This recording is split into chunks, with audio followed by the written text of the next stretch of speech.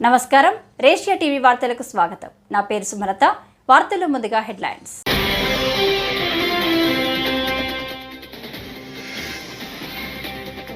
Visakha metro రైలుపై శుభవార్త చెప్పిన మంత్రి నారాయణ.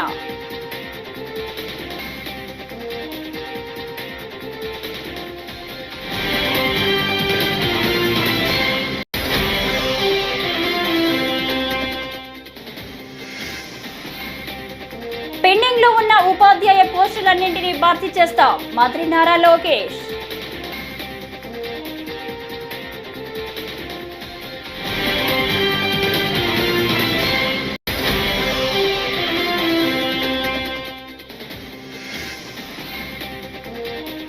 మహిళా సంరక్షణ కార్యదర్శుల జాబ్ చార్జుపై అసెంబ్లీలో చర్చ, హోంమంత్రి జవాబు.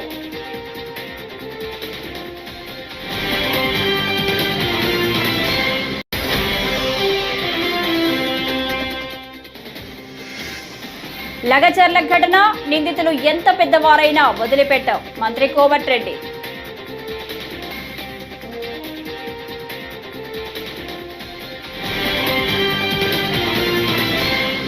ఇక డీటెయిల్స్ చూస్తే, విశాఖ మెట్రోల రైలుపై మున్సిపల్ పట్టణాభివృద్ధి శాఖ మంత్రి నారాయణ శుభవార్త చెప్పారు. త్వరలోనే మెట్రో రైలు ప్రాజెక్టును ప్రారంభించనున్నట్లు అసెంబ్లీ సాక్షిగా మంత్రి తెలిపారు. బుధవారం ఉదయం అసెంబ్లీ సమావేశాలు ప్రారంభమవగా స్పీకర్ ప్రశ్నోత్తరాలు చేపట్టారు. ఈ సందర్భంగా విశాఖ మెట్రో రైలుపై సభ్యులు అడిగిన ప్రశ్నలకు మంత్రి ఈ మేరకు సమాధానమిచ్చారు. 2018లో మెట్రో రైలు టెండర్ల వరకు వెళ్లిపోయిందని, అయితే విశాఖపట్నం ఓ ప్యాలెస్ కట్టుకోవడానికే పరిమితం అయ్యారని విశాఖ పశ్చిమ ఎమ్మెల్యే గణబాబు అన్నారు. కోల్కతాలో మొత్తం మెట్రోకు కేంద్రం నిధులు ఇచ్చిందని తెలిపారు. ఈ ప్రాజెక్టు విభజన చట్టంలో ఉందని ఎమ్మెల్యే వెల్లడించారు. వచ్చిన తర్వాత ఎన్డీఏ ప్రభుత్వం 11/8/2024లో 2 ఫేజుల్లో ఈ యొక్క ప్రాజెక్టు కంప్లీట్ చేస్తామని, ఫేజ్ 1 46.23 కిలోమీటర్లు, ఫేజ్ 2 30.67 కిలోమీటర్లు, అది కూడా కలకటా మోడల్లో. కలకటాలో 100% యాక్చువల్గా గవర్నమెంట్ ఆఫ్ ఇండియా రైల్వే వాళ్ళు ఆ ప్రాజెక్ట్ టేకప్ చేశారు. ఆ మోడల్లో చేస్తారు నిర్ణయించడం. దానికి సంబంధించి నేను పోయి యాక్చువల్ కన్సర్న్ మంత్రి గారికి యాక్చువల్ రిప్రజెంటేషన్ ఇవ్వడం జరిగింది. ముఖ్యమంత్రి గారు కూడా ఒక 15 రోజుల క్రితం ప్రైమ్ మినిస్టర్ గారికి లెటర్ రాశారు అధ్యక్ష. ఇందులో ఫేజ్ 1లో కారిడార్ 1 స్టీల్ ప్లాంట్ నుంచి కొమ్మాడి వరకు 34.4 కిలోమీటర్లు, 29 స్టేషన్స్. కారిడార్ 2 గురుద్వార నుంచి ఓల్డ్ పోస్ట్ ఆఫీస్ వరకు 5.07 కిలోమీటర్లు, అది 6 స్టేషన్స్. కారిడార్ 3 తాడిచెర్లపాలెం నుంచి చిన్నవాల్టేరు వరకు 6.75 కిలోమీటర్స్, 7 స్టేషన్స్. మొత్తం వెరిసి 46.23 కిలోమీటర్లు, 42 స్టేషన్స్. 11,495 కోట్లతో యాక్చువల్గా ఇది ఎస్టిమేషన్ చేపట్టింది అధ్యక్ష. అయితే ఫేజ్ 2 కొమ్మాడి నుంచి భోగాపురం ఎయిర్పోర్ట్ వరకు 30.67 కిలోమీటర్లు, 12 స్టేషన్స్. మొత్తం కలిస్తే 76.9 కిలోమీటర్లు. అయితే ఫస్ట్ ఫేజ్ యాక్చువల్గా చేసి తర్వాత సెకండ్ ఫేజ్ పోతామని, ఎందుకంటే పెండింగ్ లో ఉన్న ఉపాధ్యాయ పోస్టులన్నింటినీ వచ్చే ఏడాది భర్తీ చేస్తామని విద్యాశాఖ మంత్రి నారా లోకేష్ చెప్పారు. రెండో రోజు అసెంబ్లీ సమావేశాల్లో భాగంగా ప్రశ్నోత్తరాల సమయంలో అడిగిన ప్రశ్నకు ఆయన సమాధానమిచ్చారు. ఎలాంటి న్యాయ అడ్డంకులకు ఆస్కారం లేకుండా నోటిఫికేషన్ ఇస్తామని స్పష్టం చేశారు. నాకన్నా మీకే బాగా తెలుస్తుంది. దాంట్లో అధ్యక్ష 9 డిఎస్సీలు చంద్రబాబు నాయుడు గారు గౌరవ ముఖ్యమంత్రి గారు నాయకత్వంలో కూడా జరిగింది అధ్యక్ష. ఈ ప్రభుత్వం అధికారంలోకి వచ్చిన తర్వాత తొలి సంతకం మెగా డిఎస్సీ మీద పెట్టడం జరిగింది అధ్యక్ష. దాంట్లో కూడా అభ్యర్థులందరూ నాకు నా నెంబర్ దాదాపు రాష్ట్రం అంతా తెలిసిపోయింది. సో అందరూ నాకే డైరెక్ట్గా మెసేజ్ పెడుతున్నారు. టెట్ నిర్వహించాము. దాని తర్వాత ఇప్పుడు డిఎస్సీ కూడా త్వరలోనే మేము నోటిఫికేషన్ కూడా ఇవ్వబోతున్నాం అధ్యక్ష. దాంట్లో 16,000 పైచిలక పోస్టులు మళ్ళీ భర్తీ చేయబోతున్నాం అధ్యక్ష. గత ప్రభుత్వం 5 సంవత్సరాల్లో ఒక్క ఉపాధ్యాయ పోస్ట్ కూడా భర్తీ చేయలేదు, కాలయాపన చేస్తాం జరిగింది అధ్యక్ష. ఎంతమందికి ఇంకా అంటే వేకెన్సీస్ ఎంతమందికి ఆర్డర్స్ అనేది ఇష్యూ చేసాం అనే దానిపైన ఒక డిస్కషన్ ఉంది అధ్యక్ష. గత ప్రభుత్వం నోటిఫై చేసిన వేకెన్సీస్ 4,534 అధ్యక్ష. దాంట్లో అపాయింట్మెంట్ ఆర్డర్స్ ఇప్పటికి ఇచ్చింది 3,939, అంటే ఒక 600 సుమారుగా ఒక 600 వేకెన్సీస్ ఉన్నాయి. గౌరవ సభ్యులు ఇంకెక్కువ అన్నారు అధ్యక్ష. ఆ వివరాలు నేను తీసుకుని దాన్ని ఎట్లా టేకప్ చేయాలో చేస్తా అధ్యక్ష. రెండోది వచ్చేగల పెద్దలు అన్నట్టు రిటైర్మెంట్ బెనిఫిట్స్ అనేది వాస్తవంగా ఎంటీఎస్కి ఉండదు, సో అది వర్తించదు అధ్యక్ష. ఇంకో పక్కన ఏంటంటే రిటైర్మెంట్ ఏజ్ వచ్చేగల ఎగ్జిస్టింగ్ ఎంటీఎస్ రూల్స్ అనేది 60 సంవత్సరాల ఉంది అధ్యక్ష. సో అది గౌరవ సభ్యులు కోరారు, అది నేను అధికారులతో చర్చించి మాకు గౌరవ ముఖ్యమంత్రి గారితో రివ్యూ మీటింగ్ అయినప్పుడు అది ఎట్లా టేకప్ చేయాలో అది కూడా డిస్కస్ చేస్తాను అధ్యక్ష. 1998 డిఎస్సిలో 22,542 పోస్టులు శాంక్షన్ అవుతే ఫిల్ అయింది 18,008 పోస్టులు, అంటే పెండింగ్ 4,534 పోస్టులు క్యారీ ఫార్వర్డ్. దాంట్లో 3,939 పోస్టులు ఎంటీఎస్ ద్వారా అపాయింట్మెంట్ అయింది, మిగిలింది 595 పోస్టులు అధ్యక్ష. ఫస్ట్ ఆ నెంబర్ వస్తాం అధ్యక్ష. దెన్ బ్యాలెన్స్ మీరు చెప్పినట్లు ఎట్లా టేకప్ చేయాలో గౌరవ ముఖ్యమంత్రి. ఆంధ్రప్రదేశ్ అసెంబ్లీలో గ్రామ సచివాలయంలో మహిళా సంరక్షణ కార్యదర్శుల విషయంలో గత ప్రభుత్వం తుగ్లక్ నిర్ణయాలు తీసుకుందని హోంమంత్రి అనిత ఆరోపించారు. సలహాదారుల ఉచిత సలహాలతో కార్యదర్శుల జాబ్ చార్టును రూపొందించారని, దీనికోసం అప్పటి ప్రభుత్వం 2 సార్లు జీవోలు ఇచ్చిందని చెప్పారు. ప్రభుత్వంలో ఉన్న శాఖలు అన్నింటినీ కలిపి కార్యదర్శుల జాబ్ చార్టు రూపొందించారని తెలిపారు. దీంతో కార్యదర్శుల జాబ్ చార్టుపై గందరగోళం నెలకొందని వివరించారు. గత ప్రభుత్వ నిర్ణయాలతో కార్యదర్శులు ఇబ్బందులు పడుతున్నారని ఆరోపించారు. దగ్గర 13,815 మంది మహిళా సంరక్షణ కార్యదర్శుల కింద పనిచేసే పరిస్థితి ఉంది అధ్యక్ష. అందులో సుమారుగా 1,189 ఆటోమేటిక్ ఇంకా ఖాళీలు ఉన్నాయి అధ్యక్ష. అయితే 13,815 మందికి అధ్యక్ష 2021కి వచ్చేసరికి మళ్ళా జీవో నెంబర్ 60 ప్రకారం చేసుకుని వాళ్ళని ఒక మహిళా రక్షణ కార్యదర్శుల కింద వార్డు లేక గ్రామ మహిళా రక్షణ కార్యదర్శుల కింద మార్చి వాళ్ళకి ఒక సెపరేట్ జాబ్ చార్ట్ ఇచ్చారు అధ్యక్ష. జాబ్ చార్ట్ లో కూడా అధ్యక్ష చూస్తే పోలీస్ డిపార్ట్మెంట్ ఇందాక కోన రవికుమార్ గారి సభ్యులు చెప్పినట్టుగా ఒక చీఫ్ సెక్రటరీకి ఎన్ని బాధ్యతలు ఉంటాయి, అన్ని బాధ్యతలు కూడా ఒక గ్రామ మహిళా సంరక్షణ కార్యదర్శికి అప్పచెప్పడం అనేది చూస్తేనే అధ్యక్ష లాస్ట్ గవర్నమెంట్ తాలూకు అవివేకం అనేది చాలా క్లియర్ గా అర్థమవుతుంది అధ్యక్ష. ఎందుకంటే అధ్యక్ష ఈ రోజు మనం ఇక్కడ చూసుకుంటే అధ్యక్ష పోలీస్ డిపార్ట్మెంట్ లో ఒక ఉద్యోగం సాధించాలంటే వాళ్ళు శారీరక దారుఢ్య పరీక్షలు వాళ్ళు నెగ్గాలి, రిటర్న్ టెస్ట్ లో వాళ్ళు ఎగ్జామ్ పాస్ అవ్వాలి, 9 months ట్రైనింగ్ కఠోరమైన ట్రైనింగ్ ఉంటుంది అధ్యక్ష. కఠోరమైన ట్రైనింగ్ తర్వాతనే ఆ పోలీస్ కానిస్టేబుల్స్ కింద వాళ్ళు అందరూ కూడా బయటకు వచ్చి పోలీస్ డిపార్ట్మెంట్ వర్క్ చేసే పరిస్థితి ఉంటుంది అధ్యక్ష. కానీ వీళ్ళని మహిళా రక్షణ కార్యదర్శి కింద ఏర్పాటు చేసిన తర్వాత కేవలం 2 వారాలు వాళ్ళకి ట్రైనింగ్ ఇచ్చి, ఒకటేమో ఒక వారం పోలీస్ డిపార్ట్మెంట్ వాళ్ళు, ఇంకొక వారం ఐసిడిఎస్ డిపార్ట్మెంట్ వాళ్ళు ట్రైనింగ్ ఇచ్చి ఓవరాల్ చెప్పాలంటే వీళ్ళు గ్రామాల మీద వదిలేశారు అధ్యక్ష. వాళ్ళు పంపించిన తర్వాత కూడా వాళ్ళకి ఇష్టాలు కూడా గ్రహించకుండా పోలీస్ డ్రెస్ కూడా వాళ్ళకి వేయడానికి ఇంచుమించుగా పోలీస్ యూనిఫామ్ కూడా వాళ్ళకి వేయాలి అని చెప్పి వాళ్ళు రిస్ట్రిక్ట్ చేస్తే వాళ్ళు కూడా దానికి భయపడి బాధపడి చాలా మంది కోర్టులకు వెళ్ళిన సందర్భాలు కూడా ఉన్నాయి అధ్యక్ష. ఈ రోజు కోర్టులో దగ్గర 7 రిట్ పిటిషన్లు మహిళా కార్యదర్శికి సంబంధించి ఆ పోలీస్ డ్రెస్ విషయంలోని కానీ వీళ్ళు జాబ్ చార్ట్ ఒక అవగాహన లేక డబ్బులు ఇచ్చుకుని పెట్టుకున్నాడు కదా, ఆ మేధావులందరూ కలిపి ఆల్రెడీ 12,000 మంది వీళ్ళు పనిచేస్తున్నారు కదా, వీళ్ళని వాళ్ళు పోలీసుల కింద కన్వర్ట్ చేసేస్తే వాటిని తగ్గించి వచ్చని ఒక ఉచిత సలహా పడేశారు అధ్యక్ష. దానికి వెనకాతలు ఒక పోలీస్ డిపార్ట్మెంట్ మీద ఒక అవగాహన, పోలీస్ రిక్రూట్మెంట్ మీద ఒక అవగాహన, వాళ్ళ తాలూకా జాబ్ చార్ట్ మీద ఒక అవగాహన ఉండుంటే ఇలాంటి పని చేసి ఉండేవారు కాదు అధ్యక్ష. ఈ రోజు వీళ్ళ పరిస్థితి ఏమైపోయిందంటే వీళ్ళు వెళ్ళి రిపోర్ట్ చేయాల్సింది గ్రామ సెక్రటరీకి రిపోర్ట్ చేయాలి,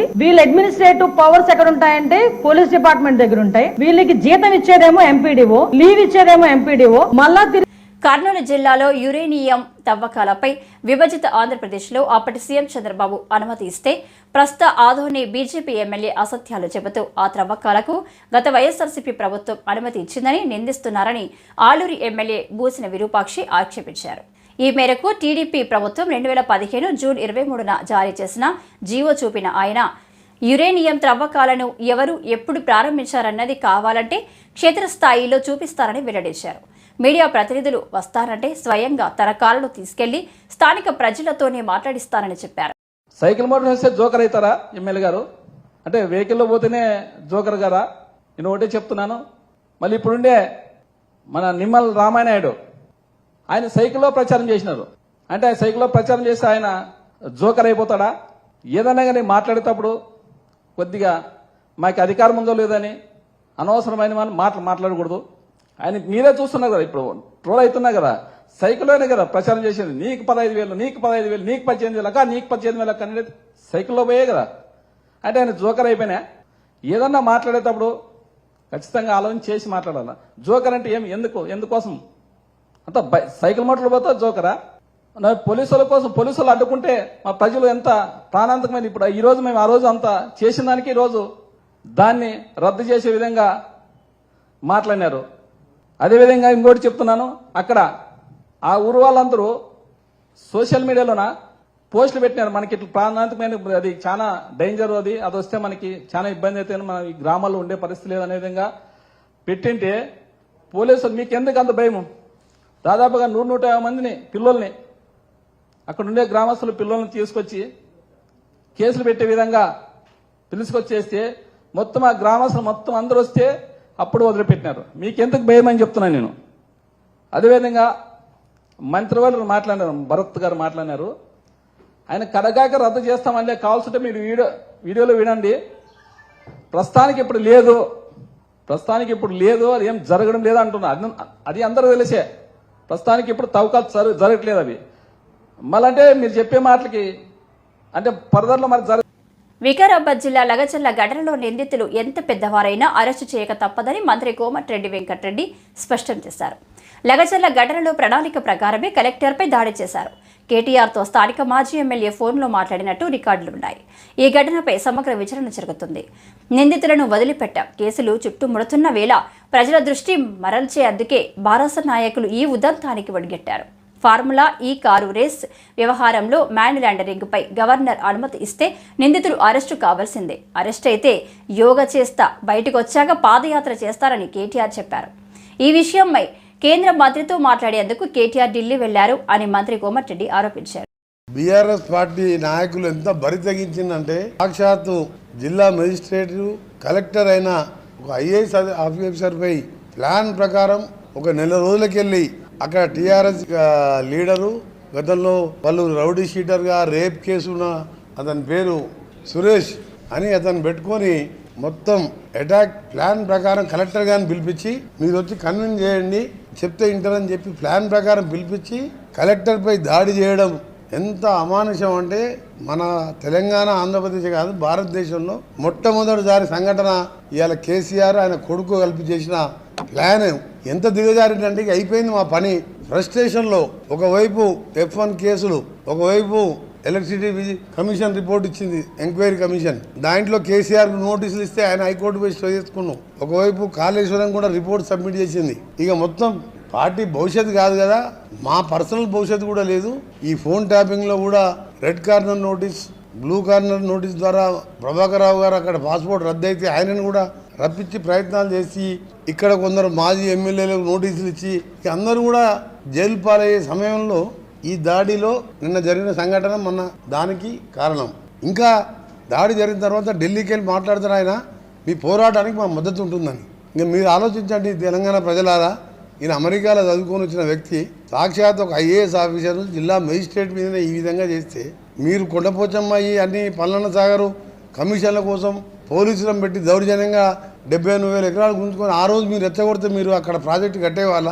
ఇది చాలా దురదృష్టకరమైన సంఘటన. దాని మీద ఎంత పెద్ద వాళ్ళు ఉన్నా సరే ఒక మాజీ ఎమ్మెల్యే 42 సార్లు మాట్లాడిందంట. కేటీఆర్తో మాట్లాడినట్టు ఫోన్ రికార్డు ఉంది. సమగ్రంగా విచారణ జరుగుతుంది కాబట్టి దాని మీద మొత్తం చెప్పు. ఎంక్వైరీ రిపోర్ట్ వచ్చిన తర్వాత ఎంత పెద్దోడు ఉన్నా లోపలికి పోవాల్సిందే. ఎందుకంటే కలెక్టర్కే భద్రత లేనప్పుడు, భద్రత అంటే వరి తెగించి ప్లాన్ చేసి రౌడీ షీటర్ని రేప్ కేసు ఉన్నోని తీసుకొచ్చి ఆయన ఒక టీఆర్ఎస్ లీడరు అటువంటి బ్యాచ్ని పెట్టి దాడి చేయించింది. సినిమా సీరియస్ గా నడుస్తున్నప్పుడు డైవర్షన్ కోసం ఒక కమేడియన్ వస్తాడు. అచ్చం అలాగే ఇప్పుడు టీడీపీ ఆఫీసులో ఆనం వెంకటరమణారెడ్డి అనే ఓ కమేడియన్ ప్రత్యక్షమయ్యాడు. విచక్షణ లేకుండా మాట్లాడుతున్నాడు అంటూ వైఎస్ఆర్సీపీ రాష్ట్ర అధికార ప్రతినిధి పుత్త శివశంకర్ రెడ్డి ఆక్షేపించారు. ఆనం ఇకనైనా నోరు అదుపులో పెట్టుకోవాలని, లేకపోతే తాము మాట్లాడగలమని ఆయన హెచ్చరించారు. మంగళవారం తాడేపల్లిలోని వైఎస్ఆర్సీపీ కేంద్ర కార్యాలయంలో పుత్త శివశంకర్ రెడ్డి మీడియాతో మాట్లాడారు. మామూలుగా సినిమాలో సీరియస్గా సినిమా జరిగేటప్పుడు మధ్యలో ఒక కామెడీ సీన్ ఉంటుంది. ఎందుకంటే జనాల్ని ఒక కమెడియన్ వచ్చేసి ఎంటర్టైన్ చేస్తాడు. అచ్చం అదేలాగా ఈరోజు తెలుగుదేశం పార్టీ కార్యాలయం నుంచి ఏదో అసెంబ్లీ గురించి దాని గురించి రాష్ట్రం అంతా చర్చ జరుగుతున్నప్పుడు ఒక కమెడియన్ వచ్చాడు. ఆ కమెడియన్ వచ్చి ప్రెస్ మీట్ పెట్టి ఏదేదేదో పిచ్చి కారుకుతలన్నీ కూశాడు. ఏం కూశాడు? జగన్మోహన్ రెడ్డి గారికి ఏదో మెంటల్గా బాగలేదు, దాని గురించి ఏదో బెతలం హాస్పిటల్ తీసుకెళ్ళాలి, అధ్యక్షులు మార్చాలి, అసెంబ్లీకి ఎందుకు రావు అని ఏదో నానా మాటలు అన్నాడు. ఒకే ఒక్కటి, ఎవరైతే మాట్లాడుతున్నారో ఆ కమేడియన్ భాష, ఆ కమేడియన్ హావభావాలు, ఆ కమేడియన్ యొక్క రూపురేఖలు చూస్తే ఎవరికి మెంటల్ ఉంది, ఎవరికి పిచ్చి ఉంది అనేటువంటిది అర్థమవుతుంది. అదేవిధంగా ఫస్ట్ ఒకసారి గుర్తుపెట్టుకోయ్యా కమేడియన్ నల్లబాలు గారు, మీరు మెంటల్ అనేటువంటి పదం వాడతానే ఇమ్మీడియట్గా గుర్తుకొచ్చేది మీ పార్టీలోనే ఒక యాక్టర్ వాళ్ళ ఇంట్లో కాల్పులు జరిగితే సాక్షాత్తు నిమిషంలో జాయిన్ అయ్యి డాక్టర్ల చేత అదే మెంటల్ సర్టిఫికేట్ తీసుకొని బెయిల్ మీద బయటకు వచ్చిన మాట వాస్తవమా కాదా? అదేవిధంగా సాక్షాత్తు నారా లోకేష్ చిన్నన్న అంటే మీ పార్టీ అధ్యక్షుడు చంద్రబాబు నాయుడు గారి యొక్క తమ్ముడు రామ్మూర్తి నాయుడు గారు మాజీ ఎమ్మెల్యే ఆయనను ఇంట్లో గొలుసులతో కట్టేశారని మీ పార్టీ అధ్యక్షుల వారి యొక్క బంధువే నార్నే శ్రీనివాస్ గారు అన్నారు. అవునా కాదా? అసలు ఆయన కొడుకు నారా రోహిత్ గారి ఎంగేజ్మెంట్ జరిగితే అందరు కనిపించారు కదా, మరి ఆయన ఎందుకు కనిపించలేదు? ఒకసారి మీ అధ్యక్షుని అడుగుతావా నల్లబాలు? నోరుందని ఇష్టం వచ్చినట్టు మాట్లాడకూడదు. ఇక అసెంబ్లీకి వచ్చేటువంటిది. వైసీపీ అధికారంలో ఉన్నప్పుడు తమను దారుణంగా వేధించారని టీడీపీ కార్యకర్తలు అన్నారు.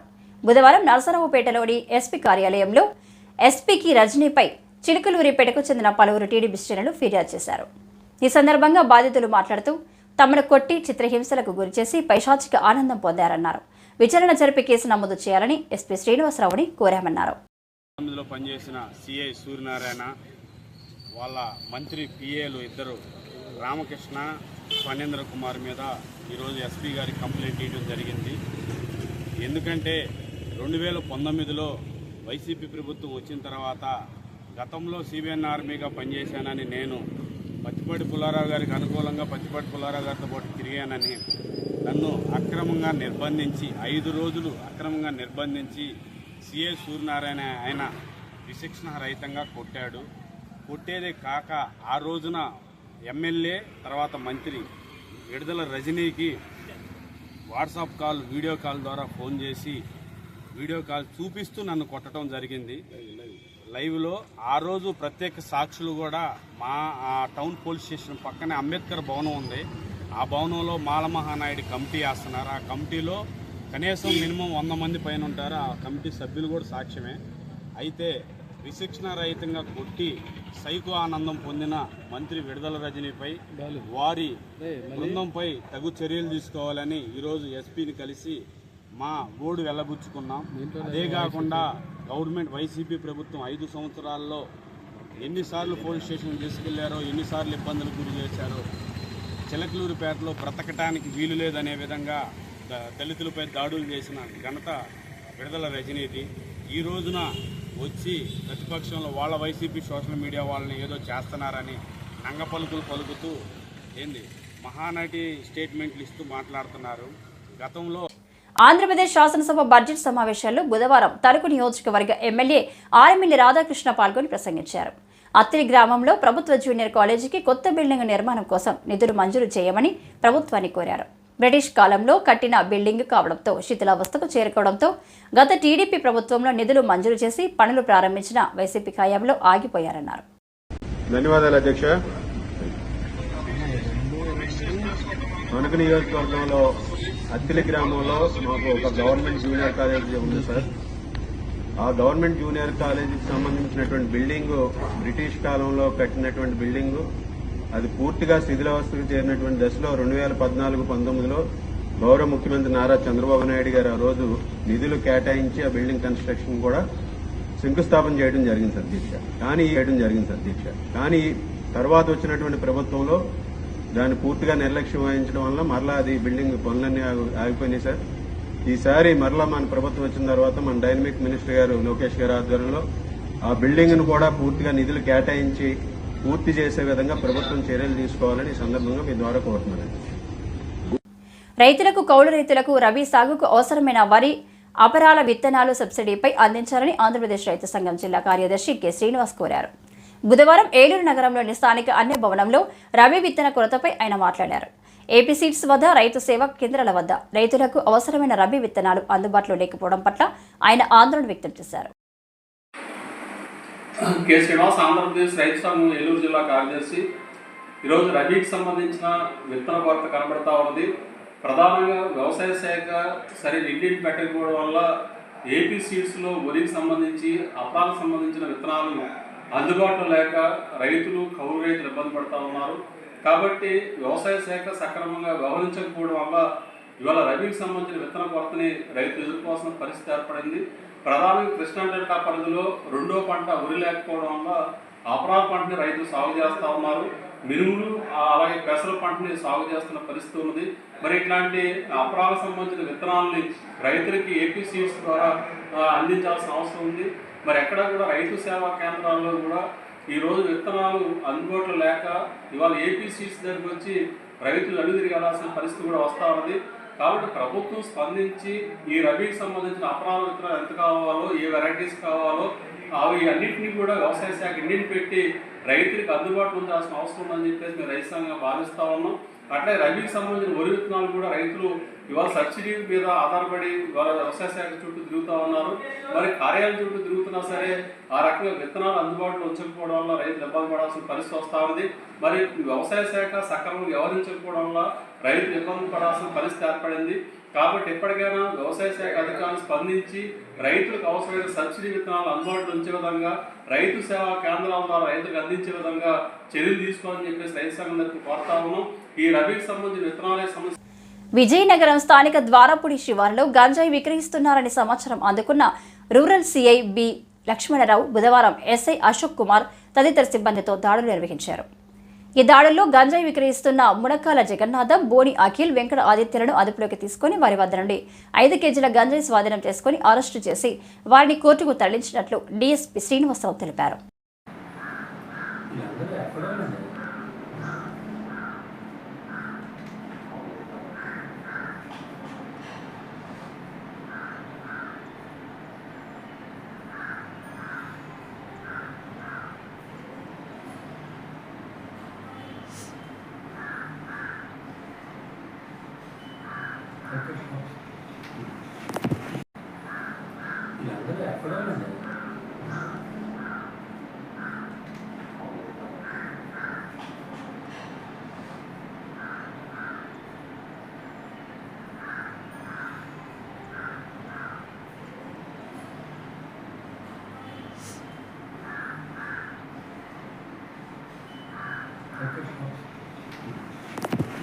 శ్రీకాకుళం జిల్లా న్యాయస్థానం ఆవరణలో బుధవారం జరిగిన వయోవృద్ధుల పోషణ సంక్షేమ చట్టం 2007పై అవగాహన సదస్సులో రిటైర్డ్ ఉద్యోగులు పాల్గొన్నారు. ఈ సందర్భంగా జిల్లా సీనియర్ సివిల్ జడ్జి రెడ్డి సన్యాసి నాయుడు మాట్లాడుతూ భారతీయ సమాజంలో సాంప్రదాయ పద్ధతులు, విలువలు, పెద్దవారి భద్రత, సంరక్షణకు అధిక ప్రాధాన్యత ఇచ్చారని చెప్పారు. కేంద్ర ప్రభుత్వం ముఖ్యంగా చట్టంలో తీసుకొచ్చినటువంటి అవసరాలు వయోవృద్ధులకు చేరాలని కోరారు. పరిపాలిస్తున్న వారు మనకు చట్టాలు చేస్తున్నారు. అందరూ ఎవరు చెప్పండి, ఏ వయసులో ఉన్నారు చెప్పండి. మరి వాళ్ళు చేస్తున్నాడు, మీరు చేయలేరా? కాబట్టి ప్రతి మనిషి శరీరాలు ఉంటారు. కాబట్టి దాన్ని పక్కన పెట్టి మీరు అందరూ కూడా రిటైర్ అయ్యాము ఇంకా రెస్ట్ తీసుకోవడమే కాకుండా ఒక కార్యక్రమం, ఏదో ఒక అవకాశం, ఒక పని కల్పించుకున్నట్టుగా అంటే సరిగాక చదువుకుంటున్నామా, చాలా బ్రైట్ ఫ్యూచర్ ఉన్నామా, సూసైడ్ చేసుకున్నాం, ఇది లేదు.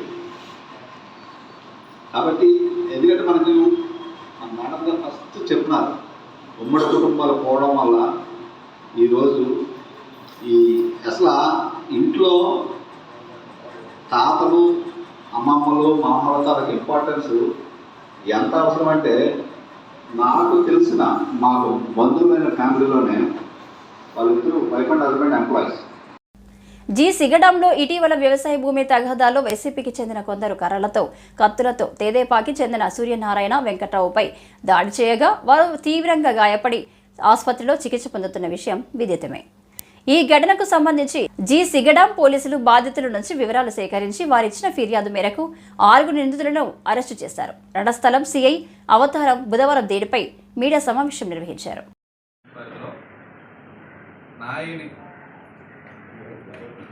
సూర్యనారాయణ అండ్ నాయన వెంకట్రావు అనే ఇద్దరు బ్రదర్స్ హాస్పిటల్ అడ్మిట్ చేయడం జరిగింది. ఆయన ఇక్కడ హాస్పిటల్ ఎమర్జెన్సీ స్టేట్మెంట్ ప్రకారంగా జీసీగడ ఎస్ఐ గారు 307 అండ్ 324 కేసు కింద కేసు నమోదు చేయడం జరిగింది. అదే పాత ఐపీసీ ప్రకారం 307, బిఎన్ఎస్ యాక్ట్ ప్రకారంగా సంబంధించిన సెక్షన్ కేసు నమోదు చేయండి. ఏంటంటే నాయని సూర్యనారాయణకి, నాయని శివన్న ఈ కుటుంబానికి సంబంధించి సర్వే నెంబర్ 119/21లో ల్యాండ్ 33 సెంటర్ డిస్ప్యూట్ ఉంది. ఈ ల్యాండ్ ఏదైతే ఉందో ఇదంతా కూడా అడంగా కానీ రెవెన్యూ రికార్డులు అన్నింటిలో మీద కూడా ఇంజూర్డ్ అయినటువంటి సూర్యనారాయణ పేరు మీద ఉన్నాయన్నీ కూడా. వీళ్ళు కోర్టు ఆర్డర్ ప్రకారంగా వీళ్ళు పొజిషన్లోకి వెళ్ళారు. తర్వాత వీళ్ళు సూర్యనారాయణ దాన్ని మళ్ళా రాజాం కోర్టులో అప్పీల్ చేసుకున్నాడు. అది డిగ్రీ ఫైనల్ ఆర్డర్ టైంలో ఉంది. ఉంటుండగా వ్యవసాయం చేసుకుంటుండగా ఆ రోజు ఉదయం వెళ్ళి ఆల్రెడీ డిస్ప్యూట్లో ఉంటే ఇప్పుడు ఎందుకు వాటర్ తోడుతుందని అడగగా ఎవరైతే ముద్దాయిలు శివన్న, లక్ష్మణరావు, సీతన్నాయుడు, శంకర్రావు, గోపి, ఈ రాజు ఈ 6 కూడా ఒక ప్లాన్ ప్రకారంగా పెద్ద పెద్ద కర్రలు, కత్తులు, మరణాయుధాలు తీసుకొచ్చి వీరిద్దరిపైన దాడి చేసి హేయంగా వారిపైన విచక్షణ అయితే కొట్టడం జరిగింది. ఎంతో ఇద్దరు కూడా తలకి, కాలుకి విపరీతమైన దెబ్బలు తగిలాయి. అక్కడ ఉన్నటువంటి వాళ్ళు వచ్చి ఆ సంఘటనని వాళ్ళ బారిని రక్షించారు. అక్కడ వీడియో తీయడం జరిగింది. అది మీరు చూస్తూ ఉంటారు. సభ్య సమాజం అందరూ ఖండించేటువంటి విషయం. ఎవరైనా విపరీతంగా లా అండ్ ఆర్డర్కి భంగం కలిగించినట్లయినా చట్టాన్ని స్థితిని ఉపేక్షించలేదు. కఠినంగా వ్యవహరిస్తాం. మా ఎస్పీ గారిని కేవీ మహేష్ రెడ్డి గారి ఇన్స్ట్రక్షన్ ప్రకారం వెళ్ళి ఈరోజు జీసేయడం ఎస్ఐ గారు మధుసూదన్ రావు గారు అరెస్ట్ చేసి రాజాం కోర్టుకి పంపించడం జరుగుతుంది. ఈ కేసును డిఎస్పీ వివేకానంద గారి దగ్గర నుండి పర్యవేక్షించి మాకు గైడెన్స్ ఇవ్వడం జరిగింది. ఎవరికైనా ఒకటే విజ్ఞప్తి. ఈ వార్తలు ఇంతటితో సమాప్తం. మరిన్ని విశేషాలతో మళ్ళీ కలుసుకుందాం. అంతవరకు సెలవు. నమస్కారం.